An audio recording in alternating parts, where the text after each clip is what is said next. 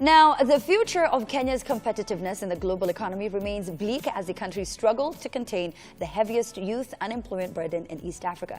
Of a working age population of 24 million, 1 in every 6 Kenyan youth is unemployed. Now, could it be that young people are seeking jobs in oversaturated industries, maybe? Good morning and welcome. This is the third hour. We're going to be talking about getting a job in research. All right, the hashtag is K24 Alpha. Jerry, get us at K24TV 21222 on SMS, and do call us live in studio. The number will appear any minute now at the bottom of your screen. Joining me now are 3 amazing guests. How are you feeling, guys? Thank you so much for coming. I know it's an early week and the call time is really early, but thank you so much for making it. Kindly introduce yourselves. My name is Dr. Kinyanjui. I'm the head of training and capacity building at the Kemruwa Campus Research Program. Okay. Yeah. And I'm Evelyn Gitau. I work at the African Academy of Sciences, and I lead the innovation and entrepreneurship program there called Grand Challenges Africa. Okay. And I'm Dr. Jemimah Onsare. I'm the acting CEO, National Research Fund. Thank you so much for coming. Welcome to the studio. Now, let me start with you, Dr. Evelyn. Do you think that young people focus so much on other, career opportunities and don't see others that are open for them? Yeah, I mean, a career in research and a career in science is not something you would outright go out and look for, because mainly it's not attractive, it's not sexy, if I want to say that, because it doesn't look like a career that will give you money. And that's a big problem, because that's where we need to change our thinking. That's how we need to build knowledge-driven economies, where we need to feed into research to then start generating industries that will actually create job opportunities in Kenya. Dr. Kinyanjui, are we focusing, well, young people, are they focusing more on money than anything else when it comes to seeking work? I wouldn't say that they're simply focusing on money. Yeah. And I think there are quite a lot of young people who are interested in research. The problem is that they're not aware of the opportunities that there are. I'll give a very quick example. Okay. We have a program for graduate internships, which we advertise every year. And every year we get about 1,500 applicants. Oh, wow. 1,500. And that is only people who have graduated within the last 2 years. So I think there's an interest. What is lacking is the knowledge of what opportunities are there and an understanding of what a research career really entails. Well, maybe Dr. Jemimah can shed some light on what, jobs would rely heavily on research.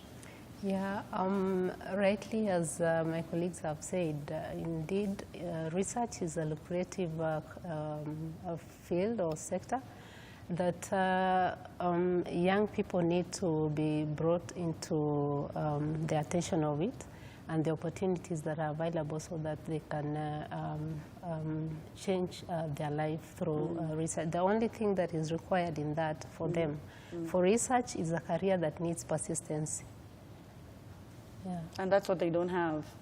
That persistence. Some have, and some don't have. Yeah. Yeah. So what should be what should be changed, Dr. Kinyanjui? There's the education system, and from a very young age, you're constantly taught, go and look for a job that does this and does this, and only a handful of careers are glorified or highlighted throughout our lives. So research was really never there. What needs to be done to change that perception? So I think the number of things. One, just the education system itself. We have the type of education that really promotes rote learning, memorization, and more often than not, it does not promote having a critical and analytical mind. So if you're in class, when we're growing up and you ask a question, the teacher will look at you as though you are distracting the class, and or if we may use the Swahili word, jeuri, and so that means that we kill curiosity. Children are always very curious. From the word go, a young child will always be asking, why is this, why does that happen? But very quickly that is killed. And our culture is very much, you should just accept what is written or what you have been told, and that goes. So the first step is the education itself has to promote the critical mind, the analytical mind, not just the memorizing mind. The second step is to provide opportunities for young people to encounter researchers. I think the caricature of a researcher is often some old white man with long beard in a lab. Yes, and yet, looking like Einstein. Yeah, and yet, and so also the idea that research is only about the hard sciences, so biology, chemistry, physics. But actually, every area of, or every discipline of academics can be part of research, whether you're in social sciences, in economics, in the hard sciences, as we call them.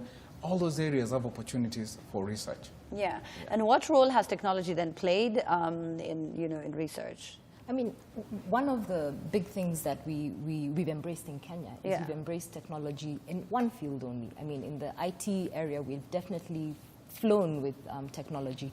However, what we need to do now is to actually start engaging all children, whether they're in the arts or in drama, to exposing them to other different technologies that would lead them to understand and care about the research that we talk about. Social scientists spend a lot of time using models, and they use a lot of IT to do that. Yeah. So how can we engage kids early enough so that they're getting into that point and seeing the value of that type of work? Technology, though, is going to need a lot of investments on the continent, and that's something we don't have. We need to actually build the environments for some of the work that we need to do. So we haven't done that very well. We support a program where we want to make sure that we have world-class labs here in Kenya and on the continent to ensure that we're actually doing research at the high level, not at the low level. It's great to be able to do research with homemade things, but at the end of the day, if you want to compete at a world level, you need to have an environment that is world-class. Yeah. Maybe we should also just go back, because a young person watching right now, Dr. Kinyanjui is absolutely right. The first thing they think about research, science, old man, lab coat, that's it. A pen, very tired in some closed, little room somewhere in a dungeon. That's what they envision. Yeah. But maybe Dr. Jemimah, and maybe all of you can also share your story as to why exactly you chose to get into this line of work. Well, personally, I can say I had a passion in science.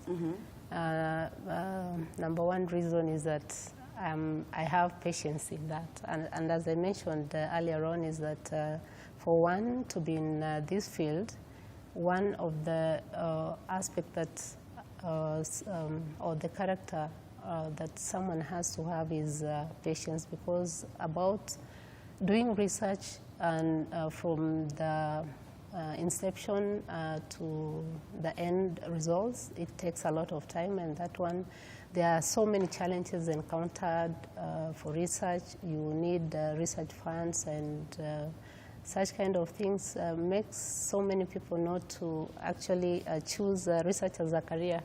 But I'm glad that there are programs that are put in place, policies which are changing the whole perspective and making the environment quite conducive for anyone to join and pursue the career. Yeah. Ah, okay. All right. Dr. Evelyn, share your story. Okay, so I'm a chemist by training, and I always enjoyed chemistry in high school. But more importantly, I enjoyed the fact that I could do a lot of things with the chemistry. And at the time when I was choosing a career, we had... it was actually a movie. What was that movie? The one on, it was a Marburg outbreak. And it was Contagion? No, Okay. Outbreak. It was actually called Outbreak. Oh, called Outbreak, okay. Yes, and it was this idea that a scientist could actually stop something major happening, and I really, I got excited out of a movie. Isn't that strange? No, inspiration comes from so many different places. Yeah. But then, luckily enough, when I finished my undergrad and did my master's, I came back and I got really good, effective mentors who said, with your chemistry, you can address malaria in a way that people haven't addressed it before, trying to look at ways of diagnosing, and just the possibility of what we could do with the science that I had. It really used to excite me quite a bit. So, some excitement. It takes a lot of perseverance, as Dr. Jemimah has said, because if you're ready and willing and think that you're going to get an innovation right now in that minute that will change the world, that doesn't happen. However, mentorship. I was mentored by some great, maybe old, classical scientists at the time.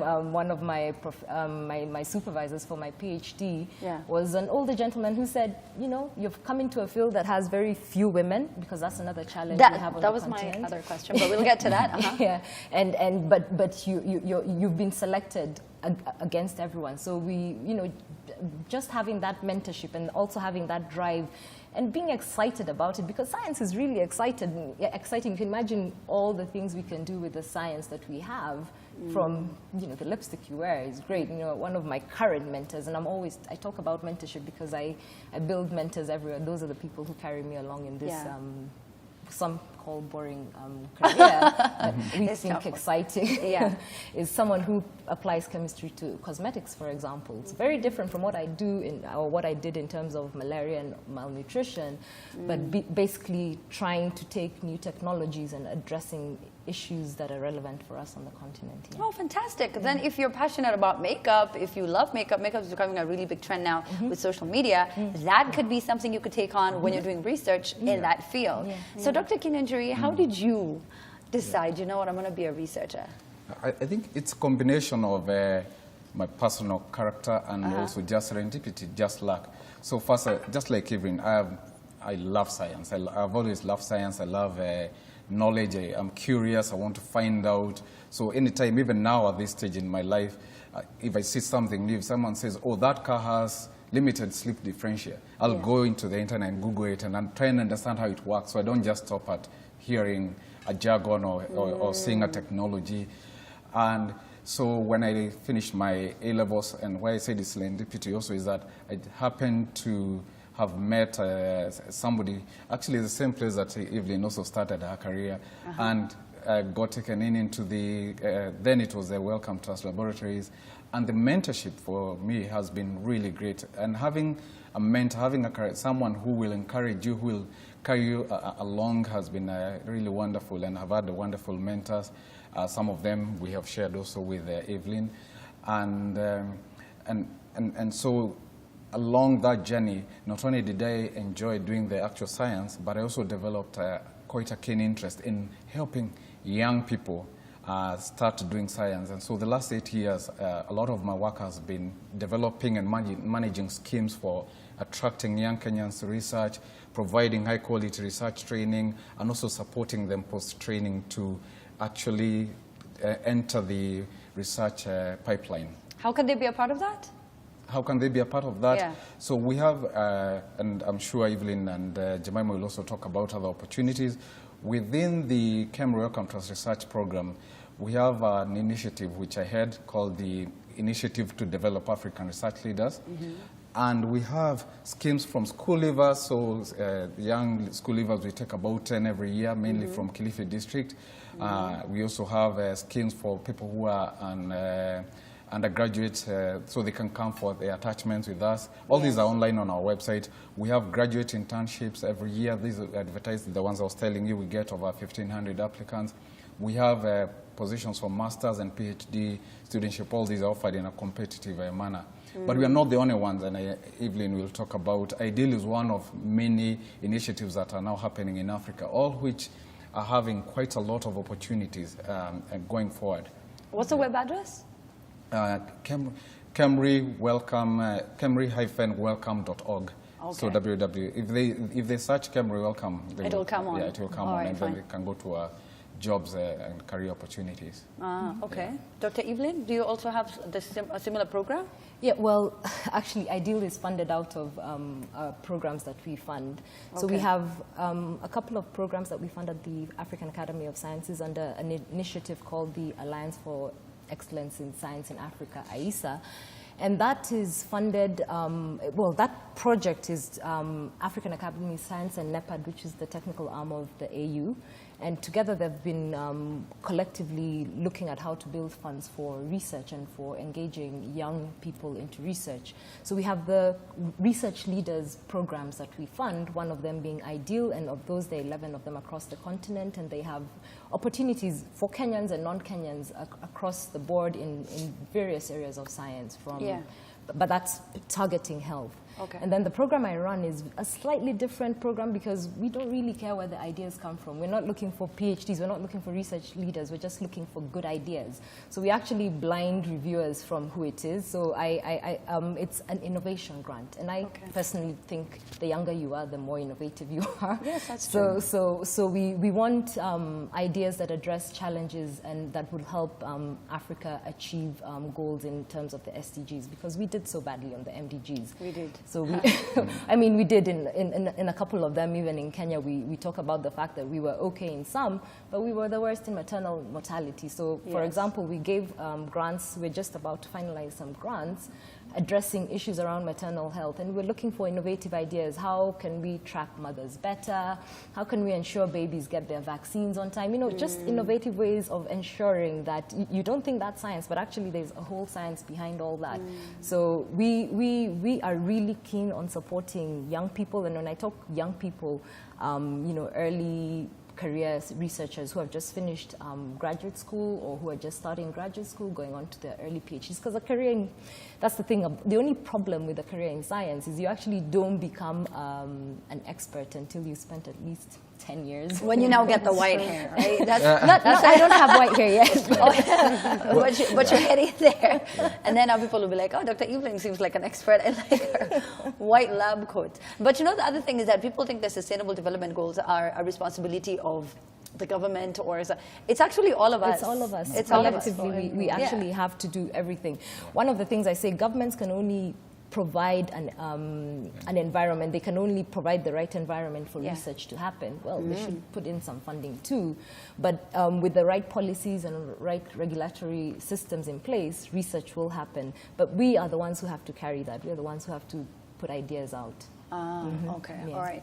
Oh, you have something to say, Dr. Jemimah. Go ahead. I just want to allude to what Dr. Evelyn has said about the role of the government in research. And partly the institution that I represent actually answers the usual question, what is the government doing in That's good. in Saves me the promoting question, research? right? Yes. So actually in terms of policies, as we all know that we work towards the National Development Agenda, Vision 2030, and this agenda identifies science, technology, and innovation as the catalyst to socio-economic transformation. And for this purpose, we have the Science, Technology, and Innovation Act in place, which was enacted in 2014. And the institutional framework within the Science, Technology, and Innovation has created 3 institutions, of which National Research Fund is one of them. We have the National Commission for Science and Technology, an institution that regulates and also plays the advisory role. And along with that, we have also Kenya National Innovation Agency, which is an organization now that is supposed to ensure the transformation of research findings. As you are very much aware that in this country, there is so much which has been done in research, but the findings are lying on the shelf. So the government thought it wise to create an overarching organization to ensure those research findings are translated into useful products and services. Now, coming to National Research Fund, it's actually an institution that is supposed to work in complementary with these other 2 organizations that I just mentioned. And our core mandate is to mobilize resources for research funds. And the programs we are having, they are an opportunity to the young researchers whom we are talking about in this program. And we have a number of programs that we are funding, right from, our strategy, actually we are focusing on 3 main aspects. That is human capacity, institutional, and research promotion. So in terms of human research capacity, we fund the aspect of research, whereby we are providing research funds for all who are doing masters and PhDs, and we don't do the tuition bit, it's only the research component. We also funding creating environment for this researching institution, and for that we have a program that promotes the equipping the labs with state-of-art equipments in order to make the environment conducive for research in all sectors. The other bit is we have a program also that promotes collaborative research. We encourage inter-institutional collaborations or inter-researchers collaborations. And this is meant actually to encourage people to put their efforts together in solving the challenges that we are facing in the country. And the ultimate goal for this is, of course, the end results will contribute to the overall national development agenda. Yeah. All right. Okay. And, you know, one of the challenges as well that I bet research is facing, and sciences in general, are women not being enough. Dr. Evelyn, it's so interesting, and we have two of them on set right now, so it doesn't really paint the picture. But why is it that we don't have as many women? As I mentioned, one of the things about the career in research is it takes very long. So, you know, as a woman, you're supposed to juggle a lot of things. 10 years into your research, you're thinking children, you know, and the hours are long, and you have to, you know, sometimes spend 24 hours in the lab following, you know, cultures or something.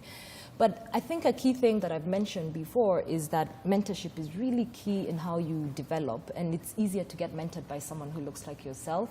We don't have that many researchers who are at that level to mentor younger scientists. So if you're looking for a woman researcher who would help you, you know, walk through the path of it's okay to have a child, you can still balance it and everything. If you don't have that type of person who can walk you through it, you won't get past it. It's still not. I mean, at the academy we recognize fellows. We haven't reached 15% women fellows yet, and you know they say that's the target. I'm really ashamed to say that that's the target, but that's the reality in terms of research. Is what percentage are you on right now?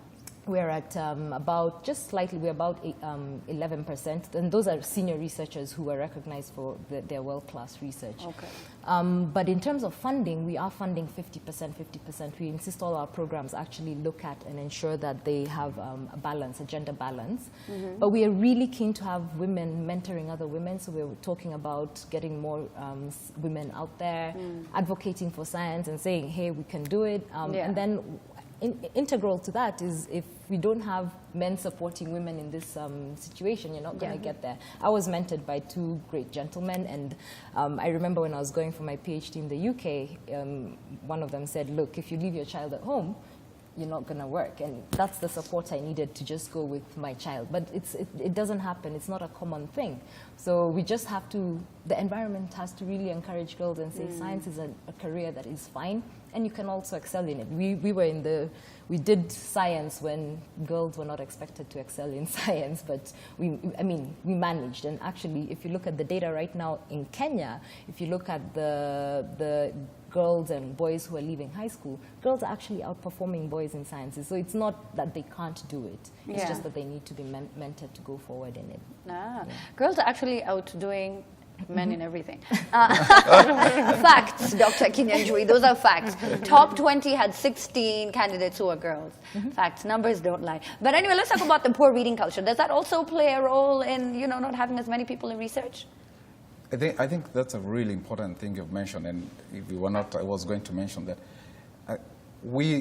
In Kenya, and I've seen also in quite a lot of African countries, the idea of reading substantive materials that are not necessarily just directly related to your sort of academic degree or whatever, or work, materials that are not necessarily sort of politics and newspaper, often is very poor. And I accept that for a while, good books can be quite expensive. But actually now with the electronic media coming, a lot of books are either very cheap or even freely available or online. And so just that lack of reading means that people don't have a wide horizon in their knowledge, in their understanding of things, or in the things that the interests that they develop. And that is why also it becomes very easy for us to simply accept whatever is said by either a lecturer or a teacher or whoever else, because you haven't bothered to go and look at other alternative sources of information. So I think there is a need for a big push for people to read a lot more, and not just read in their technical area, but to have an open mind in the reading. All right, fine. So now that we, you wanted to proceed? Yeah, I just wanted to mention something, to add something about the women scientists. It's true, as you say, fact that girls outperform boys in all exams. But normally what happens is initially the girls are above, but as you go up the career ladder in science and in many areas, suddenly, for some reason, that gap appears. And part of it is that we have to recognize that women have certain roles that they have, becoming mothers. And in many instances, now it's being recognized a lot more. It used to be that if you became pregnant, you lost out. You lost out in everything. Can you imagine? You spend 2 years looking after your child. That means you're 2 years behind your contemporaries, your peers. And you'll always then, and that by the second child, you're now 5 years behind. You're just catching up. Yes, and so one of the push now is for institutions to really try and support, motherhood and ensure that women are able to continue working, and work at a pace that is paced at the fact that they are also going to have children and take time out, and so the promotions can't just be paced at the same level. Yeah. So that's a big challenge, and that's where the gap appears. It's not at the end of O-levels or even at graduation. There, the ratio are normally the same. Yeah. And in some careers, when you do become pregnant, they sort of almost want to let you go. Like, now she can't work anymore. What do you mean? I just showed you I'm a superwoman. Anyway, let's take final comments, Dr. Jemimah, and I'll take that as your final comment, right? Okay. Under the gender aspect, it's in order to encourage more women in research, it's about creating a conducive environment for them, and for NRF we have some of the programs actually which are friendly to women.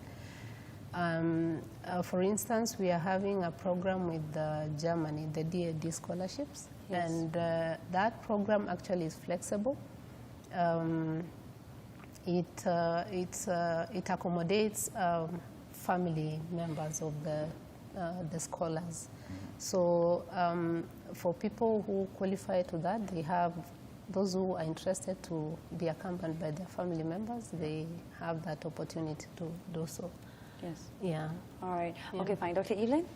Well, for me, I'd just like to close with one thing. In Kenya, and I'll pick health because that's one I know very well, we actually generate a lot of knowledge. So Kenya is actually above the median world average in generating the knowledge. The biggest challenge we have is actually translating that knowledge into products on the continent. So a lot of our knowledge is used by the Western world to make new vaccines, to make new drugs, etc. And I think the status quo has to change for us to talk about being knowledge-driven economies, because products are what make money, isn't it? So we need to, like the program I fund is really to actually start enabling and encouraging people to make those products here, to translate the knowledge that we're generating into something useful for us. So the governments do, and Kenya's government has to increase its amount in terms of how much they're supporting industry and how many people they're supporting in terms of that end. And we also have to integrate business solutions into this, because a scientist like myself is not a business person. I'm not going to be an entrepreneur that's going to make a product sell in the market. So we have to figure out a better way of integrating these things. And lastly, we have to know that we have to support both women and men, because if we don't support girls into getting into these programs in science and getting them into the programs that will be technologically driven, we're going to ignore half our population, and that means we'll never achieve any goals that we need to achieve. And our youth is our greatest dividend. I mean, we have a lot of youth. If we do not use them to transform our economies, we're never, ever, ever going to get where we need to be. Very true. I think for me, two things. One is just to say to all the youth, and by youth, anybody coming into the job market, that research is not just for people doing hard sciences. Whatever discipline you're coming from, science actually is not a topic. Science is a method. And you can apply scientific methods to anything. You want to understand, for example, why people are not using bed nets, or why people do not take their children to be vaccinated. That you apply a scientific method. But actually, the sort of people who will do that work are anthropologists or people who did social sciences. You want to understand why people don't take media messages seriously. When you guys transmit a message, again, that's not going to be a biologist or a physicist. That's going to be someone who understands communication and that research. So there's opportunity for research regardless of which area of discipline you're coming from. The second thing I want to say, it's been mentioned severally that science takes patience, that it takes time to reach your top. Actually, in a sense, that's true of all careers. The people who are now bank managers or CEOs, they're people who have been in it for a while, or even in your own industry. So, you know, and the youth need to learn to be a bit more patient. You're not going to be on top of your game. You're not going to wake up one day and you are, it doesn't matter which area, whether it's in science or in banking or even the captain of a Boeing 747, without taking systematic steps and being patient and building yourself along that career line. So don't be too scared when Evelyn and Jemimah says, you know, science takes patience.